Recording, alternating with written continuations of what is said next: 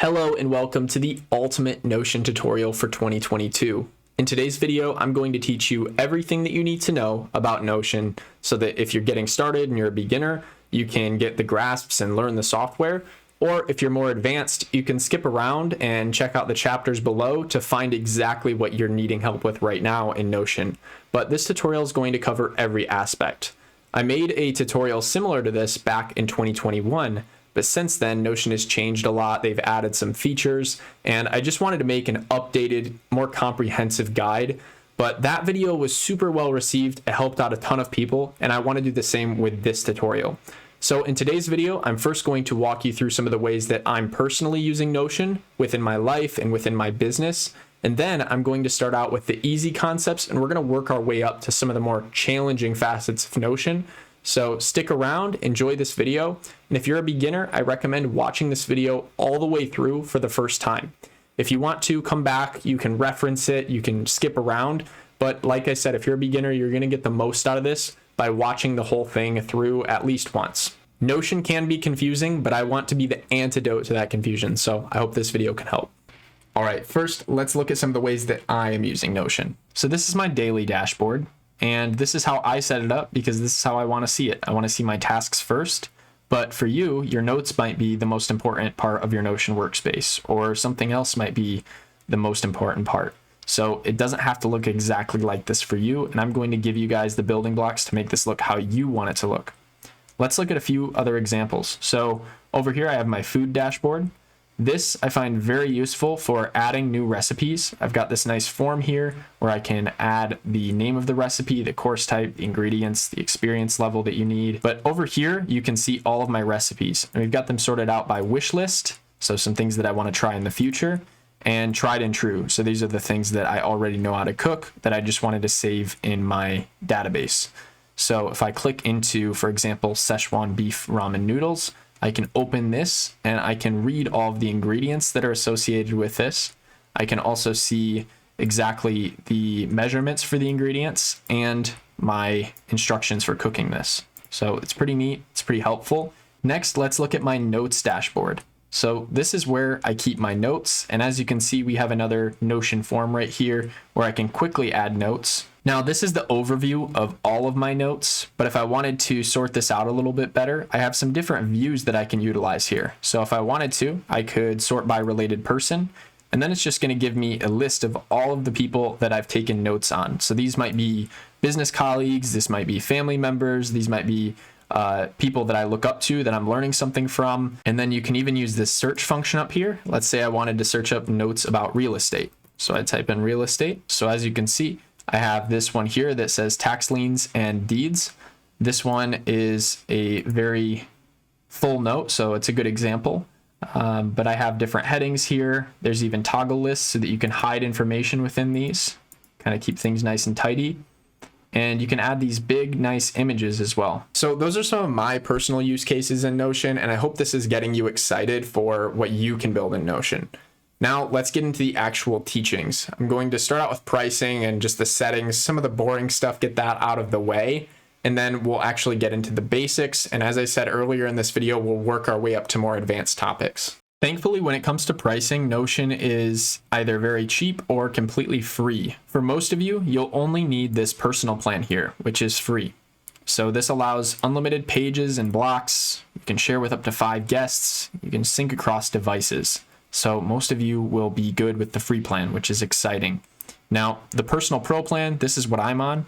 And the only reason I'm on it is because I like to store some files in Notion, and this allows for unlimited file uploads. So I believe there is some sort of limit. I think that you can upload files with the free plan, but at some point you're going to be limited to a certain amount of storage. And then we have the team and enterprise plan, which are better for like larger companies. Now, when you first open up your Notion account, when you first create your account, it won't look like this. They're going to have some templates in here probably, but for the most part, it's going to be pretty bare bones.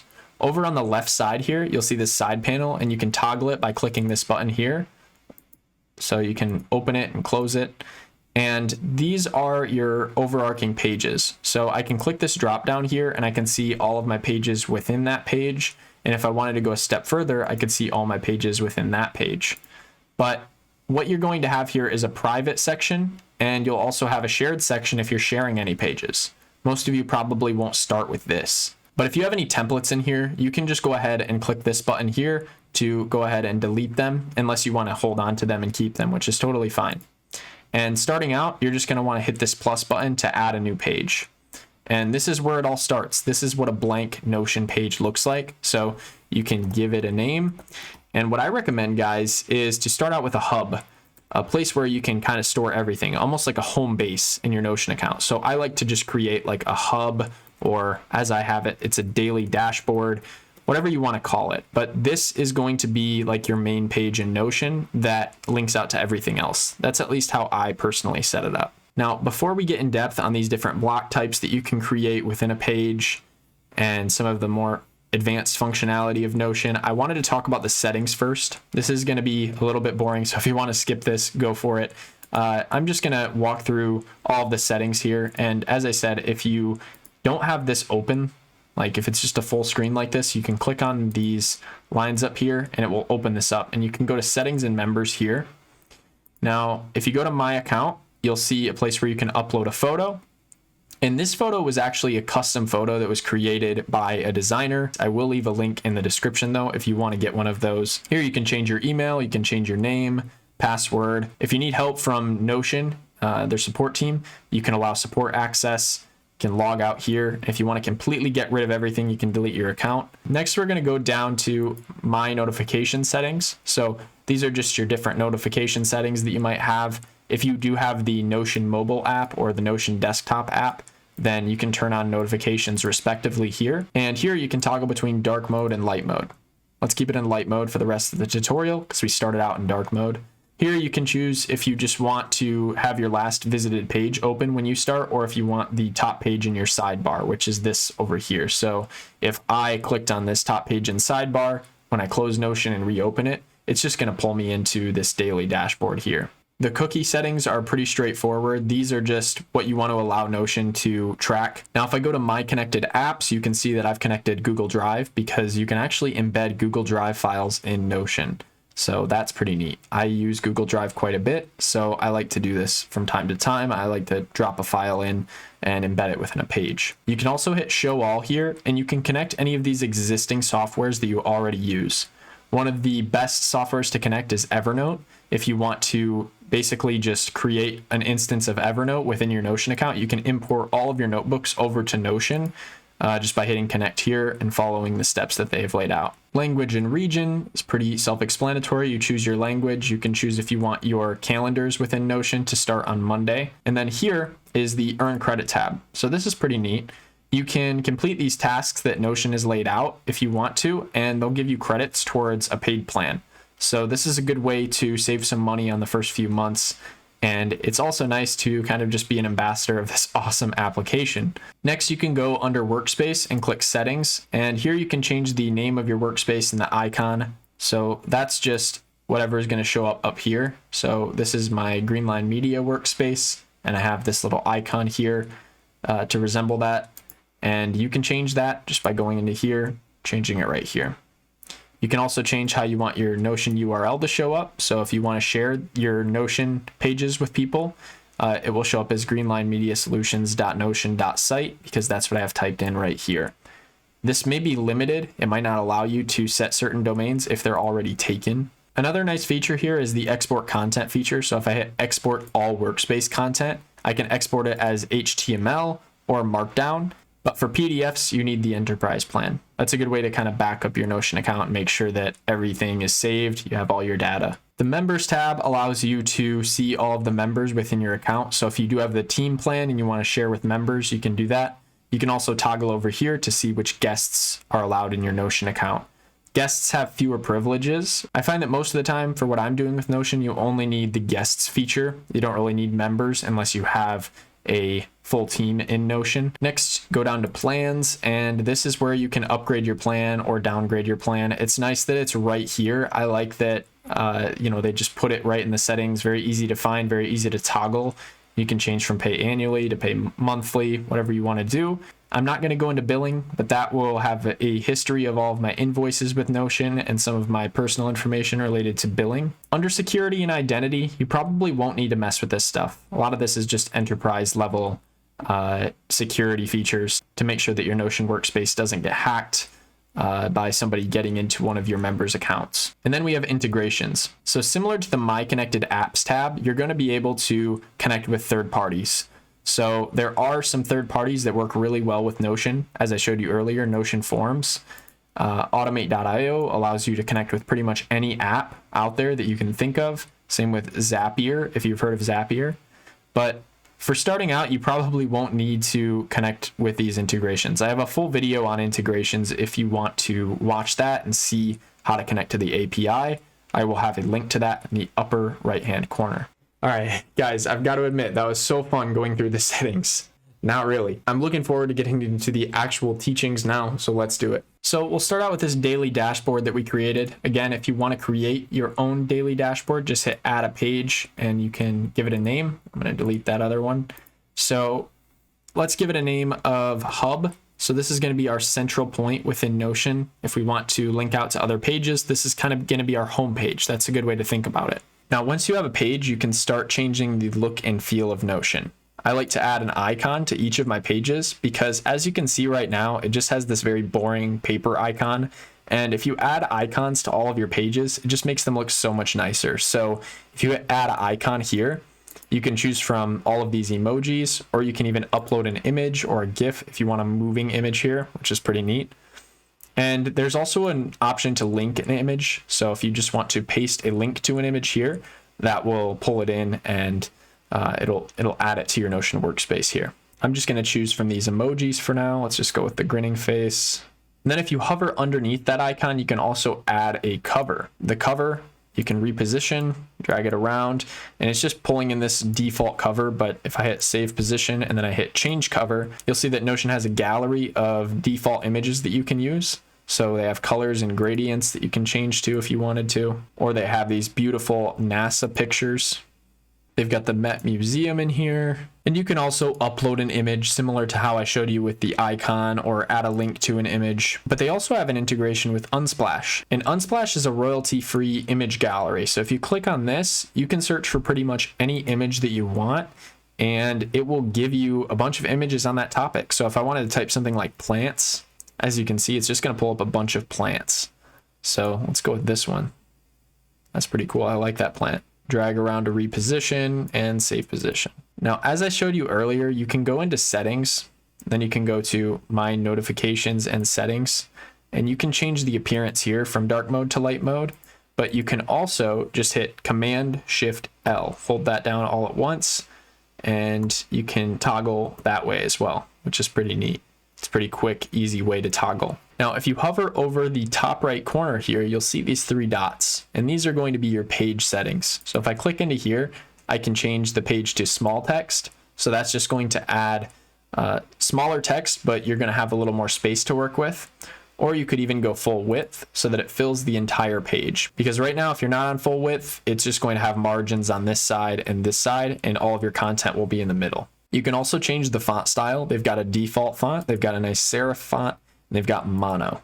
Now, guys, if you really want to spice up your Notion look and feel after this tutorial, check out my Notion Enhancer video where I cover how to make Notion look exactly how you want it to using Notion Enhancer. You can get some pretty crazy looks with this, and it allows you to leave the bounds of the default Notion color and font settings. And overall, it's a pretty cool add-on. I will say that sometimes the development team isn't as quick because it is a third-party developer and it's a free app. So with that being said, you might find that it might not work with your computer.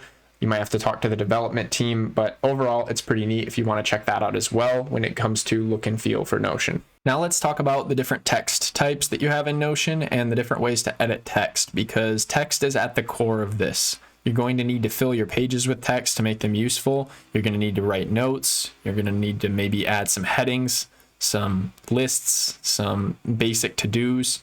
So let me show you that. So if you click into an empty page like this, you can just start typing. So I can type anything my heart desires.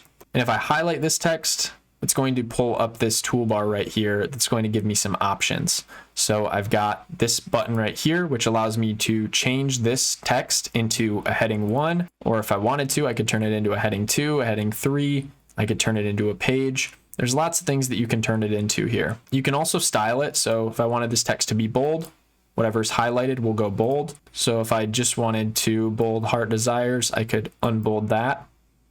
You can also add underlines and italics.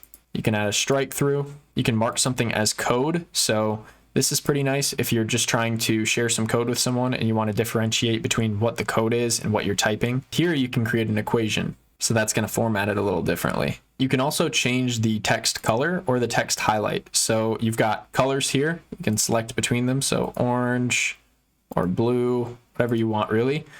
Or you can even change the background as well. So I could add a yellow background and that would make it kind of look like it's highlighted, which is pretty nice to have. I can also link this text by hitting this button right here. And I just paste the link that I want to link to. So if youtube.com was what I wanted to link to, I could type that in and link to web page. And then it's going to add this nice underline. And if you hover over it, it's going to tell you where it's going to take you. But if people click on this link, it'll take them over to YouTube. Now the slash button is what's going to give you the options to create many other block types. So if I hit slash, you'll see that we have these basic blocks here. We have these inline.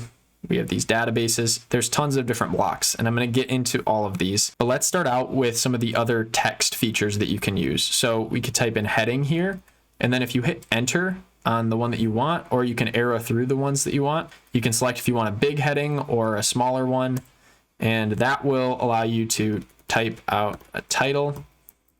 And then if you just hit enter, you can continue typing normally. If I hit enter again, I could click the hyphen button, and then if you hit space, that will start creating a list. So I can type list items here. And if I hit enter, it's going to create another bullet. And if I hit tab, it's going to bring it in a step so that I can have a hierarchy within my list and the sub items can kind of go in right there. And then if I hit enter again and tab once again, you'll see that I get another sub item. I'm going to go ahead and highlight all of this just by clicking and dragging. And we're just going to delete this. Now I can also click into here and create callouts. These are a different type of text block that I really like to utilize a lot. So if I hit slash and I type callout and hit enter, this is going to pull up this nice little box here. So this box will have an emoji within it. So you can choose which emoji you want, or you can upload an image. And I'm just going to go with this check mark here.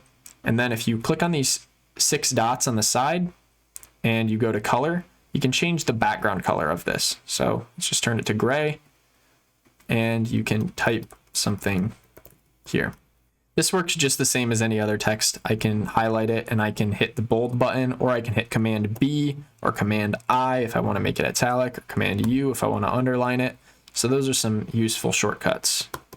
These work really well as titles. So if I wanted to type something underneath this, I could continue typing here. And you can also drag text within these callouts. So if that's the look that you're going for, that might look a little bit nicer. I could actually bold this. And now we have a nice little section that's a callout. If you want information to still be contained within your page, but you want to hide it, you can create a toggle list just by hitting slash and typing toggle. And you see toggle list pops up. I just hit enter. And now I can give the toggle list a title. And I can drag anything within it. So if I wanted to drag this whole call out into it, I could. And then if I click this button right here, it's going to contain that call out.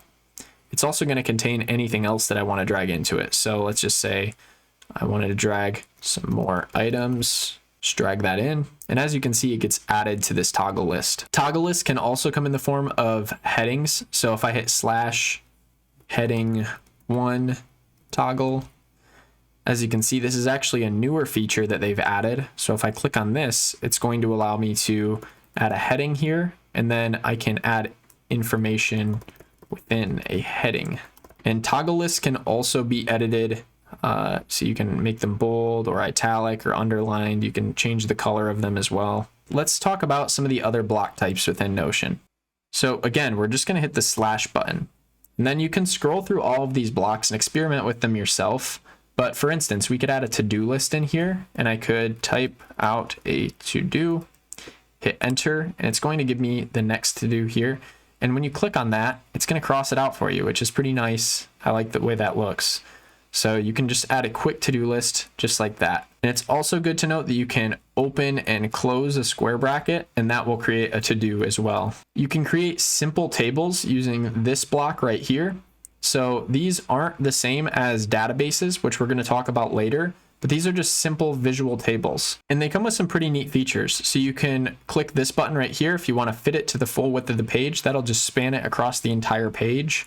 Or you can go into options here, add a header column and a header row, similar to like an Excel sheet. And if I hit these plus buttons, it's just going to add columns or rows, so I can get as many as I want. And this works just the same as text. We can drag it into columns. We can use it within our notes that we're taking. We can use this however we want. If you click this button right here, it will select the entire column, and it will allow you to insert to the left or the right.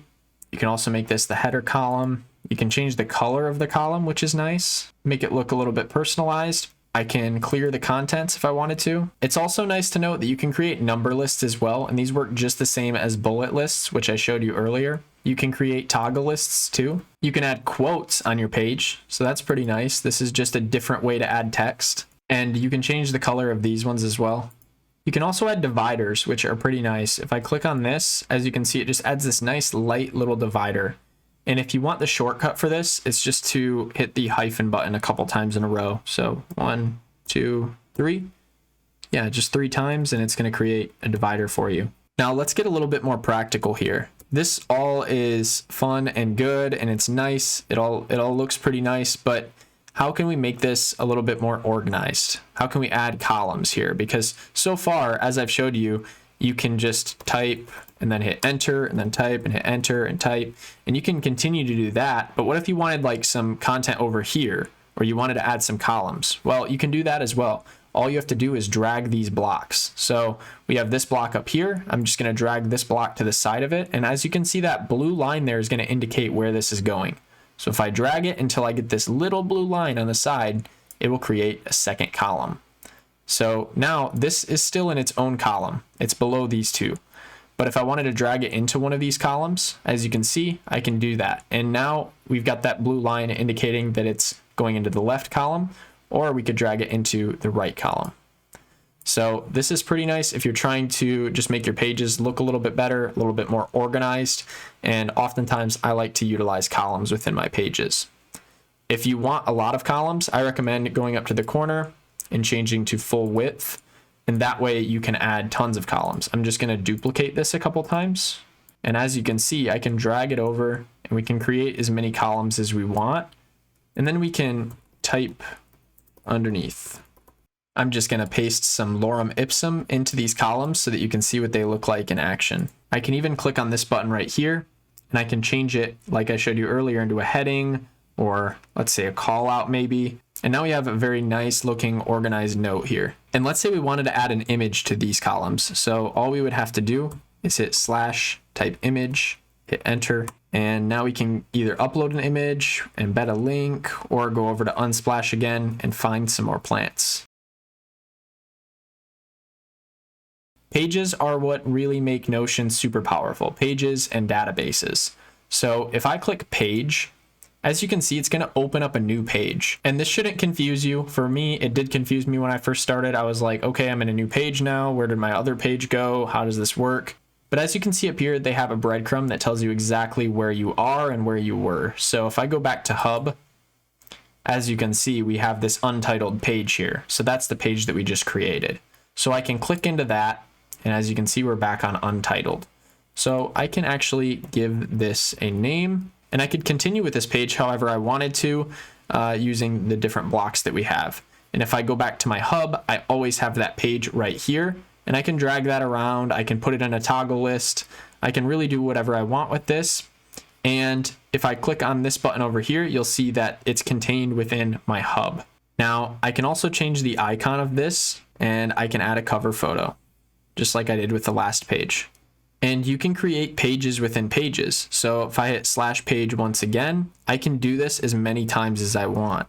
And as you can see, we have an untitled page within an untitled page within give this a name within Hub. Now, if you start with a blank page, you'll see these options here when you're first starting out. So these are just some different template options. You can even click into templates here, and you can see all of the different templates that people in Notion have created. So this can be interesting. You know, if you have some use cases that you want to try to align with what they've already created, this might be an easy way for you to start learning more about Notion.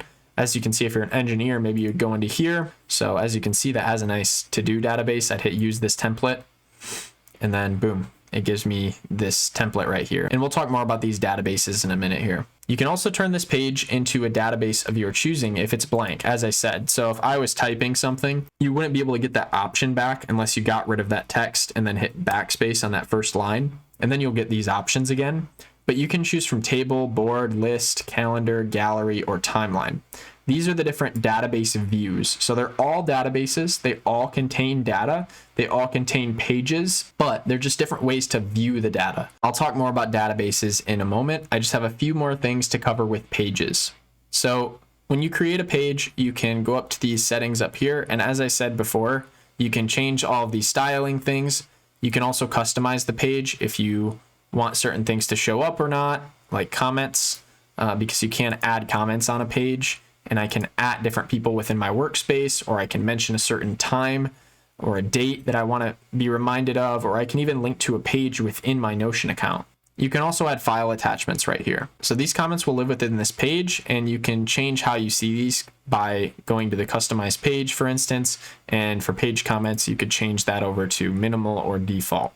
So that's just some basic things that you can change. This isn't going to change the look and feel too much. You can also lock your page if you just want it to be for viewing purposes and you don't want people to be able to edit it, or if you don't want yourself to be able to edit it. But if you hit unlock page, it'll allow you to edit the page again. You can see your page history here, add it to your favorites, export it. You can also share pages by clicking the share button here. And you can enter any emails of the people that you want to share it with, organization, if you have them connected with your Notion account, and they'll show up here, and then you can invite them to the page.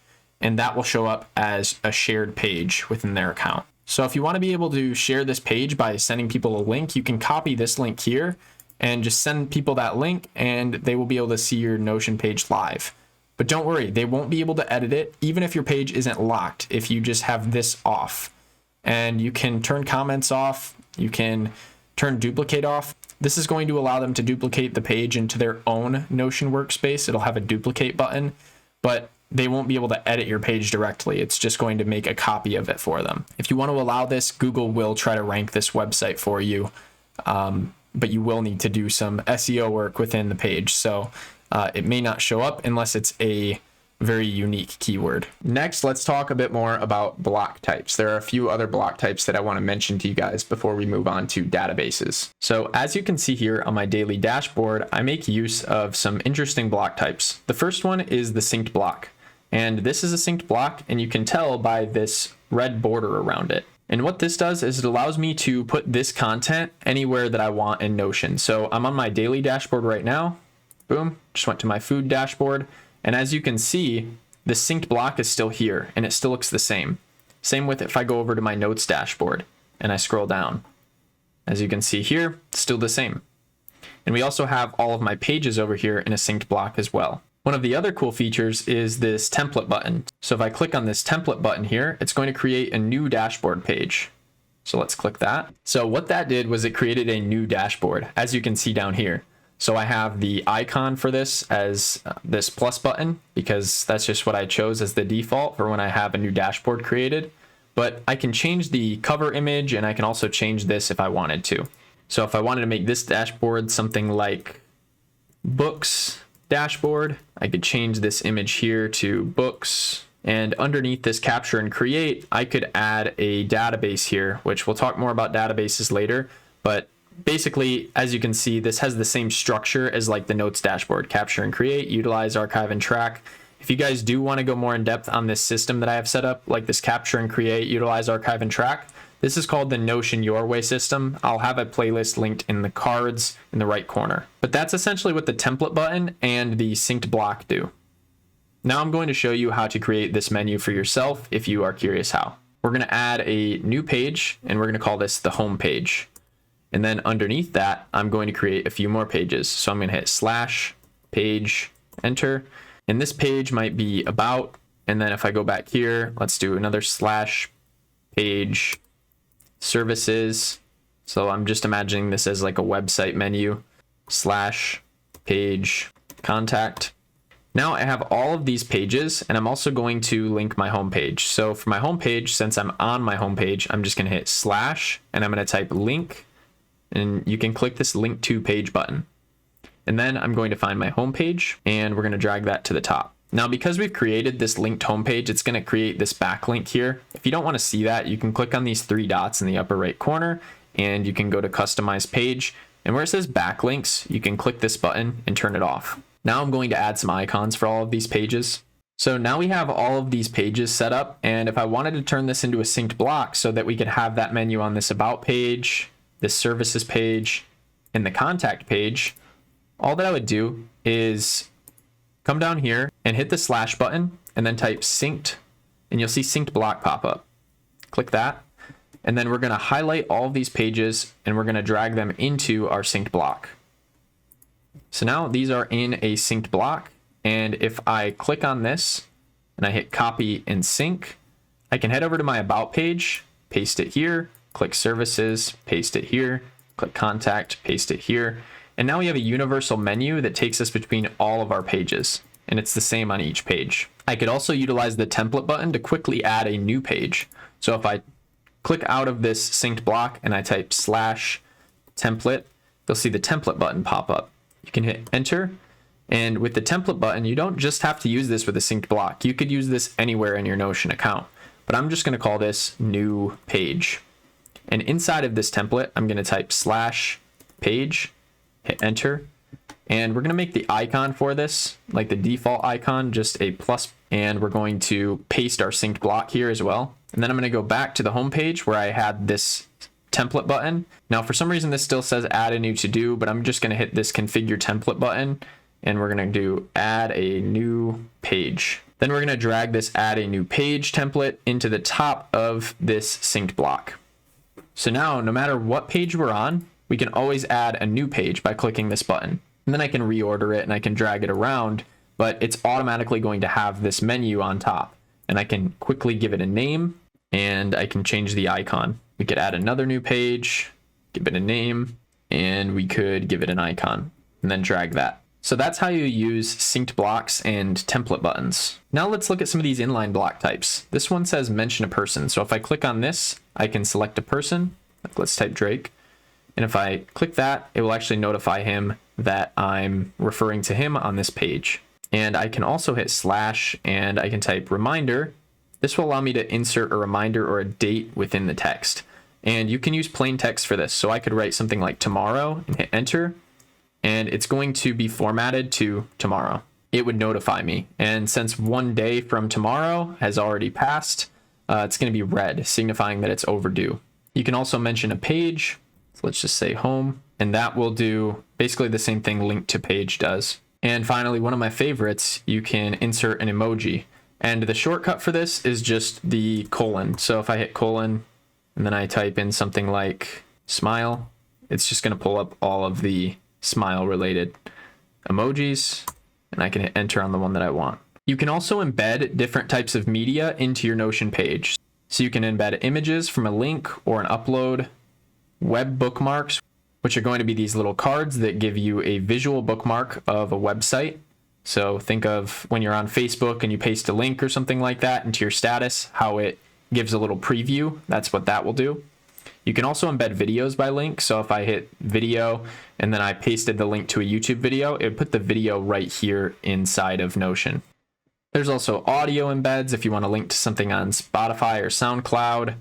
There's a code snippet, which is pretty neat. It allows you to just type some code in whatever format that you want. And then that would allow somebody to actually copy this and go paste it somewhere to use it on a website. And you can even embed files. So if I click this button, it's going to allow me to upload a file, and I can embed that file right here so that they can simply download it. Aside from these media embeds, you can also embed a lot of other cool things like PDFs.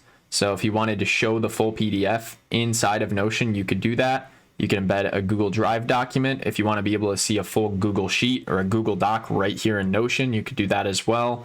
You can embed a tweet. And as you can see, I'll scroll through here continuously. A Miro board, a Loom video, a PDF. There's just so many that you can embed. A type form, if you wanted to make a public page where people can actually enter information. And if you have a page that has tons of information like this one here, I could scroll to the bottom and I could create a table of contents by hitting / and typing table of contents. I'm going to click that. And then that's going to give me some links that are going to take me exactly where I need to go. It can be especially useful to put this on the side of the page. So if I highlight this and drag it up, I can put it on the side, and then I can drag all of the remaining text underneath this other side by highlighting it all, dragging it up to here. And now I've got the table of contents over here, and I have all of my information on this side. So I can just click through and it will take me wherever it is that heading is. I hope you've learned a thing or two so far that's helped you out with Notion, but now we're really going to crack into the good stuff. I'm going to teach you how to start creating databases and relating those databases with one another. So what we're going to do is I'm going to give you an example walkthrough. In this example walkthrough, we're going to be creating a few databases. We're going to create a tasks database and also a recipes and ingredients database. So that's 3 total databases. And the reason that we're doing this is because I want to create a task list for you and show you how to utilize formulas so that you can prioritize your tasks in the right order. And this will be a very helpful lesson to teach you the basics of formulas. And then the reason that we're creating the recipes database is I'm actually going to add a task in our tasks database that's going to be make dinner tonight. And I could also add a task in there that's maybe go shopping. And the cool thing about this is you can actually relate these databases together so that you have your recipes database with all of your food and you have your ingredients database with all of your shopping lists all coming together and connecting so that they work together seamlessly. And you can pull your phone out and use Notion at the store when you're shopping. You can pull your phone out when you're cooking something if you need help with a recipe. And you can pull your phone out to see your overall task list. And then it's also going to be right here on your computer throughout all of this. It's super convenient and it's going to be helping you with all areas of your life. So this example should help you out a ton when it comes to learning about Notion. Okay, so imagine you're starting out with a blank Notion account. You don't have your daily dashboard, templates, links, or archive here, but you do want to create a new page. So you click right here to create a new page, and we're going to call this page our home page. And we'll add an icon here, just a little home and a cover photo. And now I can start adding these databases to this page. So first, I'm just going to create a few pages. So I'm going to hit / and type in page, then hit enter. And this first page is going to be our tasks database. So the way that databases work is you can select which type of database you want right here, and that will create a page that is a database. You can also create inline databases, which are different than full page, by hitting / and typing inline, and then you can see your inline databases here. But I wouldn't recommend using inline databases unless you're just trying to test out a table or something like that. It's best to use a full page database because these inline ones can get lost and they can get deleted very easily. So I don't find the inline database to be very useful. So we're going to delete that text there. I'm going to backspace, and I'm just going to use a full page database by clicking one of these buttons here. These are all of your different database views, different ways to look at your data. The table you can think of as your classic Excel sheet look, where you have all of your properties listed in your top row, and then underneath it you have your data. The board is a simple Kanban board. If you're familiar with tools like Trello, this is an interesting way to look at your data. The list is just what it says. It's a basic list. It's a little bit more simplified than the table, for instance. The calendar is a way of viewing your data within a calendar view. The timeline is actually similar to the calendar in the sense that it's based on time, except the timeline's a horizontal view of time, whereas the calendar is just what you'd be used to if you looked at a normal calendar. And then the gallery is also interesting. It's basically just a grid with a bunch of rectangles that are going to hold all of your data. So don't get confused by all of these views, guys. A database can be converted between these views, but the main one that you're going to want to focus on when you're first getting started, just to not overcomplicate things, is the table view. So click on table, and since this is our tasks database, I'm going to name this first column task. And this is a mandatory column. I can't delete it. So if I right click it, as you can see, there's no delete option. Opposed to this tags column, if I right click this and hit delete, it's gone. But this column has to stay because it's the driving force behind your database. It's where your data lives. So what you're going to do is you're going to add tasks within this list here. So you could have walk the dog, water the plants, and you could continue writing out tasks, and we'll add more later for the sake of this example. But for now, I'm just going to continue adding some more columns. So let's talk about the different types of columns that you can add. If I hit this plus button right here, you'll see that it allows us to change the name of the column. And there are all of these special property types that make this column more useful. So we have a basic text column, which allows you to just basically enter like some simple text. We have a number column, which allows you to enter a number format. The select column is pretty interesting. It allows you to create a list of items. So I might create one for task that's just area, and I could have all of the different areas that these tasks are within. So maybe personal life and work life would be a good way to differentiate here. And the way that this select column works is you can only select one of these with this select column, but it allows you to basically set a status of whatever the data over here is. So for walking the dog and watering the plants, those would go under personal life. If I had something in here like work on client website, well, that would be work life. Okay. You can also change the colors of these by clicking into there and then changing the color here. So if I wanted to differentiate them a little, since they look pretty similar right now between the red and the pink, I could have for personal life yellow, and then for work life, I could go with maybe blue. The next property type that I want to talk about is the multi-select column. And the multi-select column can be used for tags. So I'm going to call it tags. And this works very similar to this select column, except it allows you to add multiple items within one row. So if I wanted to add some tags for this, like dog, maybe quick, just like some different ways to describe the task. You probably wouldn't use a tags column for a task database like this, but this is just an example to show you that you can add more than one, opposed to the select column, which only allows you to choose one at a time. So think of your single select column as a status or a state of whatever the data over here is. And think of your multi-select column as multiple tags that you can add to this data. I'm going to delete this for now. I just wanted to show you that example. Now I'm going to add another property here of date. And this is a pretty cool column because it allows you to add a due date if you have a task database like this. So I'm going to call this due date, or you could call it task duration. That might be a better way to do this. So I can click into here, and now I can select the duration of the task. So by clicking end time on, it's going to give us a start time and an end time. And here, if I select this and then I click, I can select the end time as well on this side. And if I hit include time, because this is on the same day, I can set a duration for walking the dog. So let's say I do that at 9 p.m. to 9:30 p.m. So now we have a duration for walking the dog. And you can also click into here and add a reminder so you don't forget. And you can add the reminder for 5 minutes before, 10 minutes before, however you want to do it. So if I hit 5 minutes before, then it will remind me 5 minutes before. You can also format the date and time zone with this button down here. I'm going to turn off this reminder for now. Now I'm going to add some durations for the rest of these.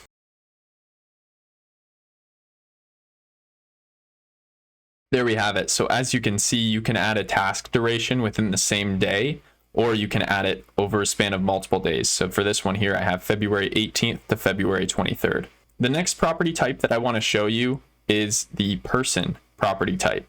So if I hit this and I name it assignee, you'll notice that I can select from all of my guests and members within my Notion account, and I can select myself for these because these are my own personal tasks. But if you were working with a team, it would be ideal to add your team members on certain tasks here. So for my personal life, maybe I have myself, and then for work on client website, I have my brother and partner in my marketing agency, Drake. You can also add a property type of files and media if you want to upload files or media to your column. There's also URL if you want to link out to something, email or phone number. So if you were creating a CRM database where you have all of your customers or all of your clients, you might want to have an email and a phone associated with all of those people. So this column would be people, and then you'd have some property types of phone and email. Now, the one column that I do want to add to this task database that we haven't added yet is this checkbox. So I'm going to call this checkbox, and we're going to size it all the way down because that is one of the unique features about the checkbox column is you can actually size this all the way down so that you're just seeing that single row of checkboxes, which makes it pretty nice and easier to look at. And you can drag these columns about if you want to. So I dragged this over here because it's probably the most important column that we're going to use the most. I also might want to drag task duration over here. And if you are working with people, maybe assignee is more important than area. Now let's look at some of the different ways that we can manipulate this data. In my opinion, this is where Notion gets to be very fun. So we have properties over here, and if you click on that, you can hide these properties. So I hit a few properties there, and if I go back into here, you'll see that they're switched off. I can either hit show all, or I can turn individual ones on and off. And you can also add a property here, just like you can if you click this plus button right here. There's also this sort button right here, and what the sort button does is it allows you to sort this data in a particular way. So let's say that we wanted to sort this data by checkbox ascending. And what that would do is if I clicked on this, it would move my done tasks to the bottom of the list. So that's what checkbox ascending would do. I could also sort by like task duration, for instance. So if I wanted to go task duration, ascending, it would stay the same because these are already ascending. We've got 16th, 17th, 18th. But if I wanted to see them in the reverse order, I'd hit descending. You can also double sort. So there's not really a great example here because these are already sorted by duration and they're not going to go out of that order. But if I wanted to, I could add a sort underneath that and make it like task, and then that would make it alphabetical. But because there are so few tasks in here, you're not going to see the difference here. But basically the task duration is the priority here because it's above task. So if I dragged task above that, then this would become the priority. So now as you can see, it doesn't matter what I do with this because the tasks are set to ascending. I could also set them to descending if I wanted it to be reverse alphabetical order. Another way you can manipulate this data is by clicking the filter button. And this allows you to hide specific data. So rather than these checks staying here on our screen once we complete a task, I could hit add a filter, and I could select where checkbox is unchecked. So this is only going to show us where the checkbox is unchecked. And if I check something, it's going to make it disappear from the view. Now that data isn't gone, it's still stored within the database. If I turn this filter off, you'll notice that it's still here. It's going to come right back and it's still going to be checked.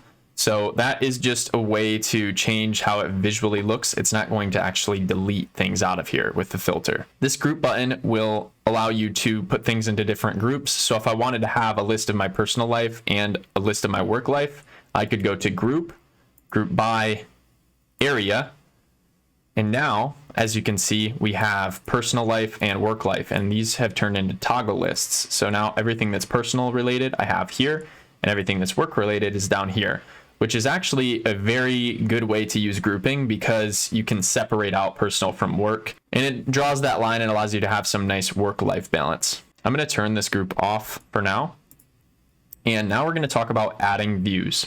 So if I hit add a view, these will look pretty familiar because I talked about them earlier: table, board, timeline, calendar, list, and gallery. So these are just the different ways that you can view a database. So if I change this to a board, for instance, and I hit create, that's going to now turn our data into a Kanban board. So if I hide this here, now it looks a little bit nicer, and you can drag these tasks between things. So if my walking the dog all of a sudden turned into a work life thing, I could drag it over there. So what it's doing is it's using the area and it's sorting by area here. But if I go to group in here and I go group by, I can also group it by assignee, for instance. So that would make it so that just Carter's tasks are over here and just Drake's tasks are over here. And you can also add a subgroup in the board, which is the unique feature of having a board. So if I click right here and I change to area, you'll see that now it's added a second row, and I can hide this no area once again. And now I've got Carter Sriracha and Drake Sriracha, and we have personal life and work life. So as you can see, this is still in Drake's column, but now it's also categorized under work life, while I'm over here with just my personal life stuff, and I don't have anything under work life. Now it's important to note that you can also switch back to your old views. So if I click up here, you're gonna see that I still have my table view, and I can toggle between board and table so that I can see my data exactly how I wanna see it. It's also important to note that each view has different settings for properties, group, filter, and sort. So if we go over to board, you'll see that we have a group and a subgroup. I could also do something like, turn on that checkbox filter that I showed you earlier so that it would hide things that are checked, right? So add a filter, checkbox is unchecked. So now that task is gone over here, but if I go back to my table, it doesn't have that filter. It's just going to show walk the dog with the box checked. So it can be useful to do that, and then I could rename this table to archive, and that's just going to hold all of my tasks so that I can see everything. And if I go over to my board, this might be more like my daily to-do list, and it's not going to show my old tasks. So now if I ever want to look back on something, I can go to archive, but I can also go to my board if I'm just looking at my daily view and what's important right now. Let's look at a few other views. I'm going to add a view and go to timeline. And let's just call this schedule and then hit create. Now, because we've associated dates with each of these tasks, it's going to throw it on a horizontal calendar like so. So walking the dog, we can see this is just on the 16th. This is just on the 17th for watering the plants. And then the work on client website spans from the 18th to the 23rd. And you can also group this, filter it, and sort it to get some interesting looks here. Now let's add a view for the calendar, which is also a time-based view. So this is basically what the timeline is, except it's just spread out across the entire page, right? And it's a little bit easier to see when things start and when they end. You could also add a list view, which I particularly enjoy for tasks because it just simplifies everything. It gets all the properties out of the way. And if I go into properties right here, I could turn area off and just turn my checkbox on so that we just have a very simplified to-do list. Another view that I want to show you guys is gallery, and this is the final view. So if you hit create on this, it's going to show up with these boxes. And upon first inspection, these look pretty boring. But actually, all of these data types that we created are their own page. So if I click on this, it's going to open up this page. You're going to see the properties associated with it right here. And I can add an icon just like I did with the other pages. So let's just go web for website. And I'm going to hit change cover, hit unsplash, and I'm going to type website. And then we have this picture here. I can reposition it however I want. And what this will do by default is you don't see anything here yet. It'll actually just take whatever's inside of the page and make that the cover photo. So if I write something like step 1, create mockup, step 2, develop live site, and then I exit out of here, you'll see that those steps show up right here in the gallery. So this gives us a nice little view of whatever content is within the page. A nice trick for this is if you want to show an image in here, you can hit /image, hit enter, and click on unsplash, and you could show an image in here of your choosing. So I'm just going to type website, and we're going to try out this website this time.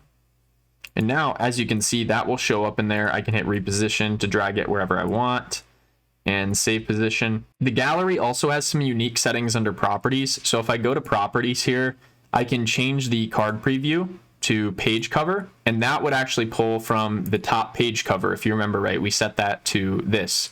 So if you don't want it to show the content within the page, you can set it to show the page cover. You can also change the card size here. If you want them to be a little smaller, you can go small, medium, or large. And with this button, you can fit the image so that you see the entire image. I'm gonna go back to my archive view. And now that you guys have seen how all these views work, now we're going to talk about some of the more advanced properties when it comes to databases. And we're going to create a few more databases and link them up with this one. So if I click this plus button down here, you'll see that we have advanced properties. So we have formula, relation, rollup. We also have created time, created by, last edited time, and last edited by. I'm going to start out by showing you guys these ones because they're a lot easier. So created time, created by, last edited time, and last edited by. The nice thing about these is they update dynamically. So if I turn on created time, it's just going to show us the time that this task was created. If I turn on the last edited time, it's going to show us the last time that it was edited. If I turn on created by, it's going to show us who created this, which was me for all of them.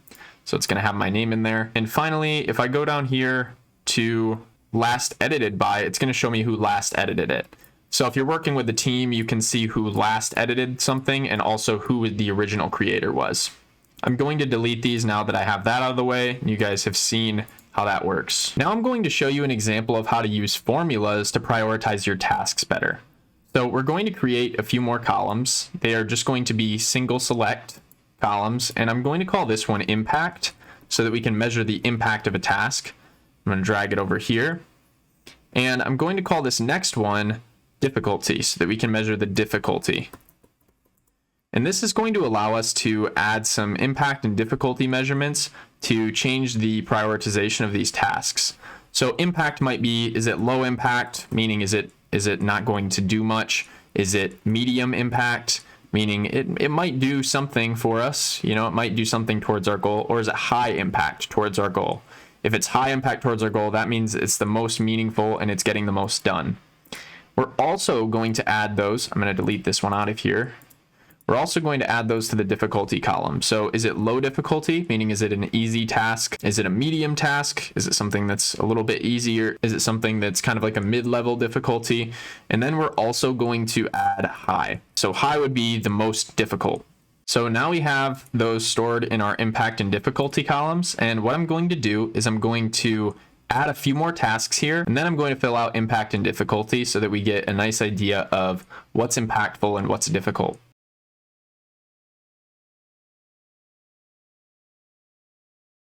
So the impact and difficulty is pretty arbitrary here. I don't have any specific reasoning for why I gave these low or high impact. But now we're actually going to apply a formula that allows us to sort these based on a ratio that tells us what the low-hanging fruits are. So what are the tasks that we should tackle right now? What are the most important things to tackle?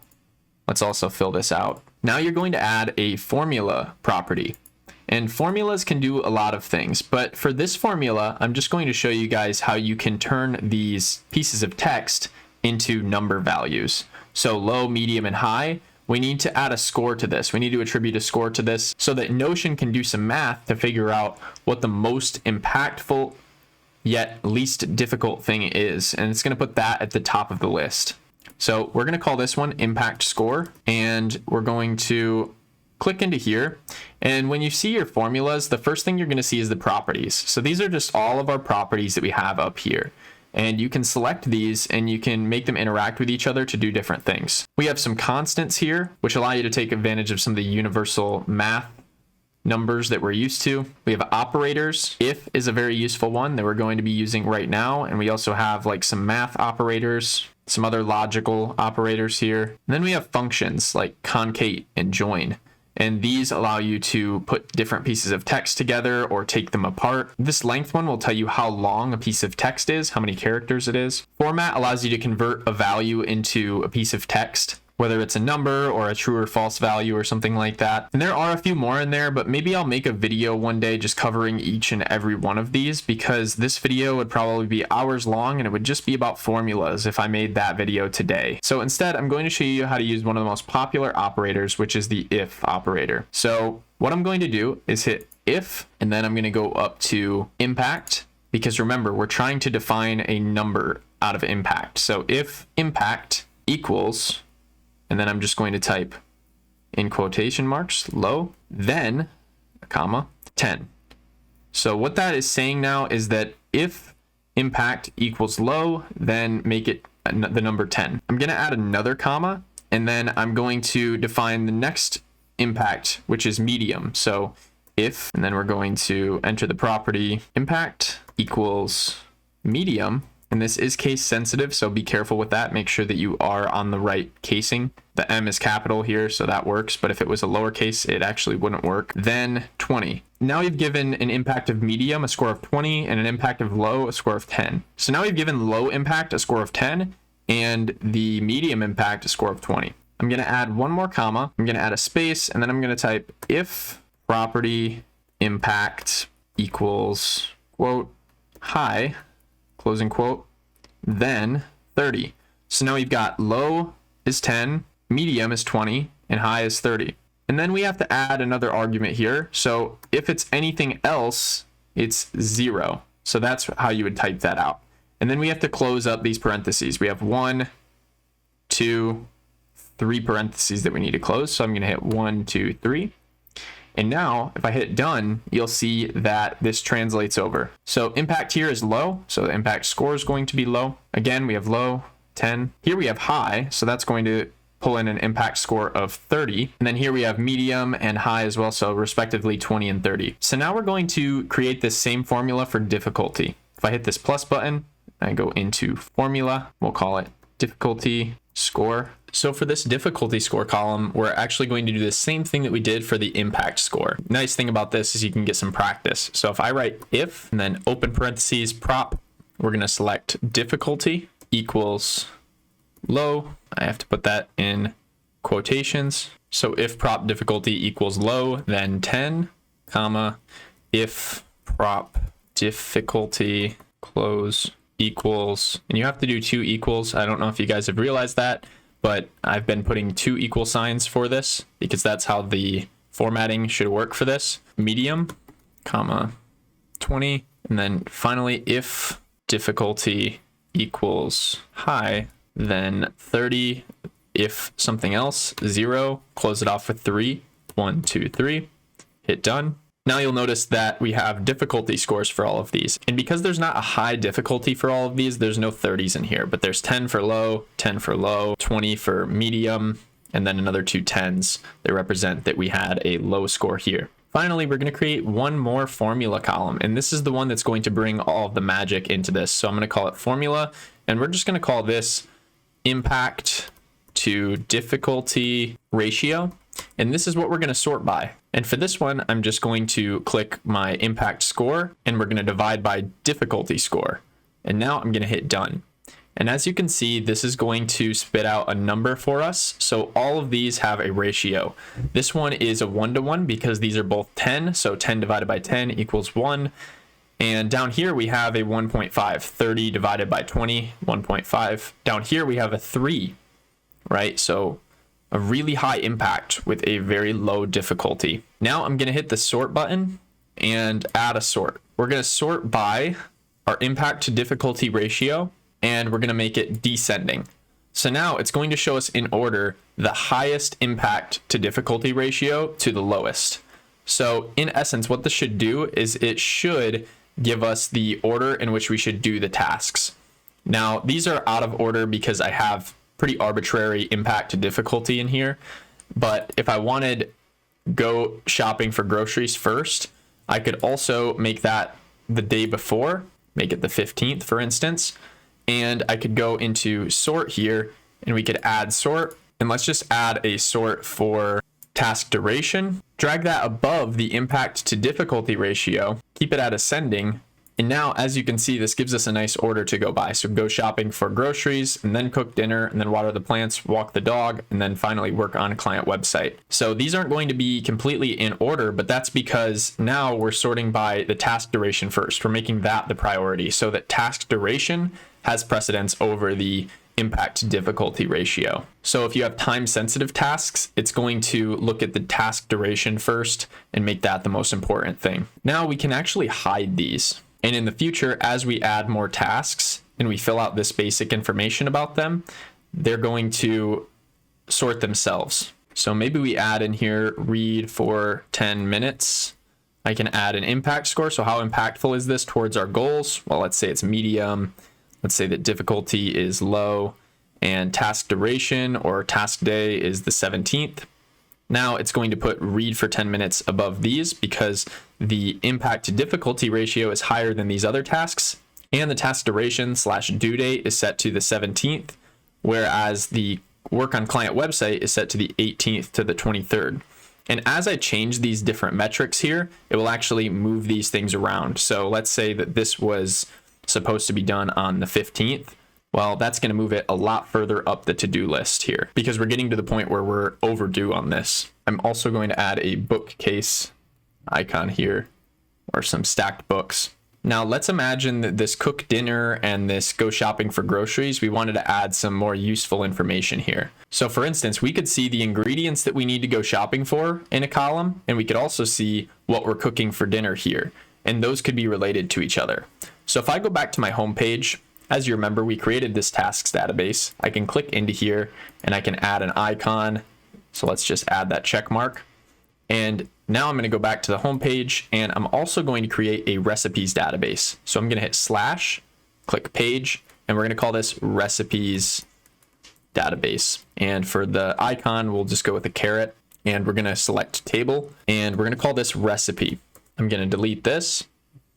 Now I'm going to do some more work on this recipes database, but I want to go back to my home page. And before we get into the recipes database, I need to create an ingredients database. So I'm going to hit slash, I'm going to click page, and we're going to call this ingredients database.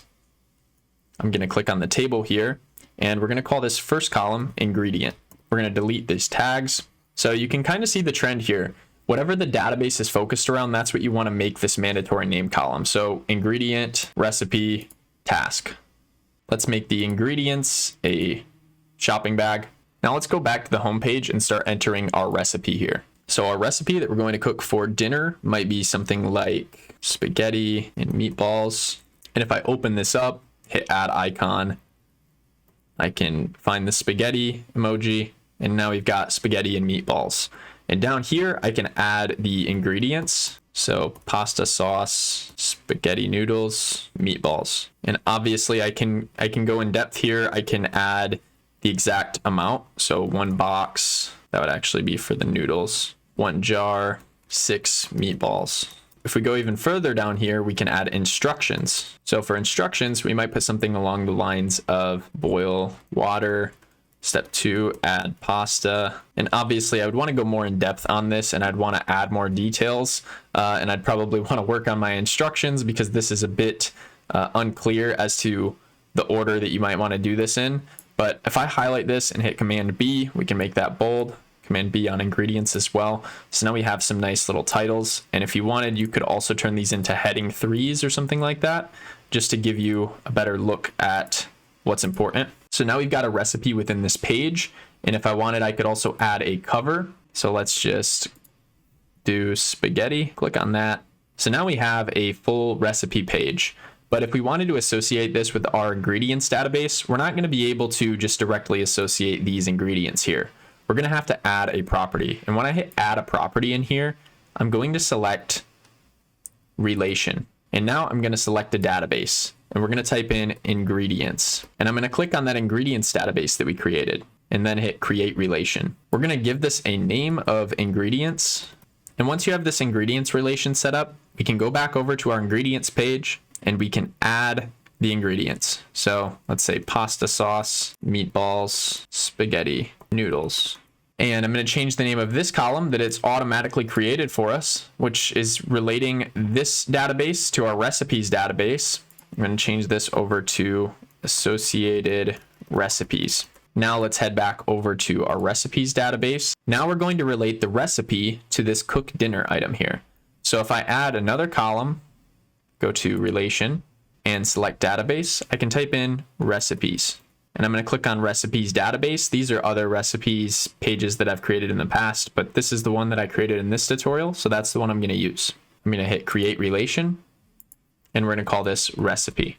This recipe column is only going to be used for anywhere where we have to cook a meal, but I can click into here and I can select the meal that I want to cook on that day. So this can be very useful for meal planning, right?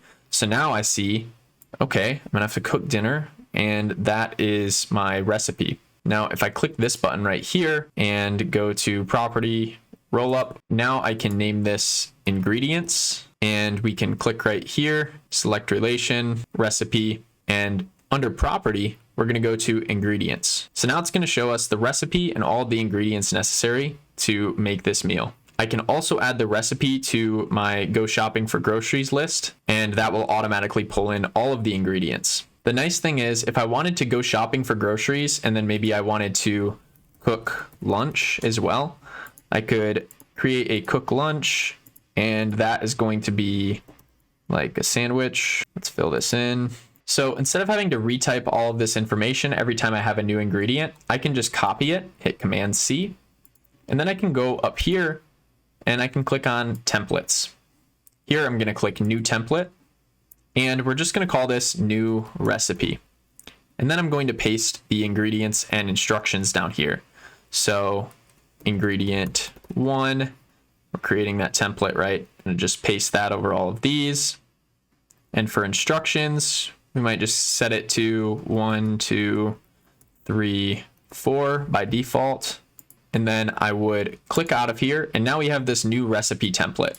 So if I delete these other ones in here, then I click new recipe, it's going to pull us into this page.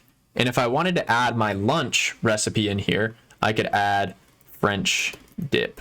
So let's say I'm making a French dip sandwich. Now we have our ingredients and instructions already laid out. So I could just come in here and write sub buns, cheese, roast beef, and au jus. And then I could write out my instructions here. I'm not going to do that because I think you guys get the point at this point, but you could write out your instructions there. Then we're going to go back to our home page, and we're going to add ingredients to the ingredients database. I'm going to hit new, and this is where we're going to type sub buns, cheese, roast beef, and we're also going to type au jus. Now I'm going to relate all of these to our French dip recipe. And if we wanted to, we could even create a roll-up in here that shows us which task this is related to. So meal plan is what I'm going to call this one. And we're going to hit configure rollup. So associated recipe, property, related to task database. I'm going to click that. And it'll show us what this is related to. So cooking dinner and going shopping for groceries. So these are the actual tasks that are related to this ingredient. Now, if I go back to my home page, go to my tasks database, I could add for cook lunch, French dip. And now I know that when I go shopping for groceries, I have cook lunch and cook dinner ahead, and these are all the ingredients that I'm going to need. As you build on Notion, you're going to have more recipes to choose from, more ingredients to choose from, and you'll start to see overlap in a lot of these things. So with one ingredient that you use, you might use it in multiple meals. So you can just add that same ingredient to multiple meals. For instance, if we needed pasta sauce for French dip, which I know we don't, but if we did, we could go into recipes here. I could click into French dip, and I could type in pasta, and I could add the pasta sauce. And as you can see, if I go back to my ingredients, now we have pasta sauce as the meal plan for cooking dinner and cooking lunch. And you'll also notice that it's associated with multiple recipes. So if you have a lot of pasta sauce left over in your kitchen, you can look at all the recipes that are included with that. So that was just a quick walkthrough on how you could create a task list, a recipe list, and an ingredients list, and then connect them all together so they're all the more powerful. Now you can also view these databases side by side. So if I hit / and then I type create, you're going to see create linked database pop up. I'm going to hit enter. And now I can select from any of my databases that I want to show up right here. So I might type in tasks, and then I'll see my tasks database. I can add that here. I could hit / create again, and we could type recipes database. I'll see that pop up. I can add that in. And if I hit enter here, I can create column 1 and column 2. And then I'm going to drag these side by side. And we're just going to drag the recipes to this side. And we're going to drag the tasks to this side. I'm going to get rid of that text there. And then we're going to make this a full page, full width page. And then let's say we wanted to add the ingredients in here as well. I can just hit / create linked database, and we're going to type in ingredients, and I'm going to drag that right under my recipes. Now these pages here, these can be hidden if you want to. You can just drag them into your archive, and all of these databases will stay in the same place. You can filter these and you can edit them to make them look however you want. You can sort them, group them. You can actually change the view and add multiple different view types here. So this is a nice way to view them all in a dashboard, right? So if I wanted to see everything in one place, that's kind of how you would do that. So I hope this walkthrough on databases helped you realize how you can connect databases, and I hope your mind is running wild with different ideas right now. Some of the other databases that I've created in the past have been plant trackers, so I can track all of my house plants, bookcases, so that I can track all of the books that I've read and leave reviews for each one. I've also created that notes database that I showed you guys in the beginning of this video to keep track of all of my important notes. And I have a full video on that if you want to check that out and go more in depth and learn how to build that as well. But I hope this helps you come up with your own ideas. Please let me know below what you plan on using this for. I hope that you guys have enjoyed this video, and if you did, please leave a like because this video did take quite a bit of work. Also, comment below with any positive or negative feedback that you might have because I value all of it. You can subscribe to this channel and click the bell icon if you want to be notified when I come out with videos. If you just subscribe, you're probably not going to hear from me because YouTube is not that great at getting the information to you when I put a video out if you just simply hit subscribe. So that's why you have to hit the bell icon. All right, happy Notioning. We'll see you in the next one. Hey guys, if you do want to check out some more Notion videos, I'm going to leave a playlist right here so you can check out all of my Notion videos. They're pretty much all chalked into this playlist. So I think you'll enjoy that if you enjoyed this one. We'll see you.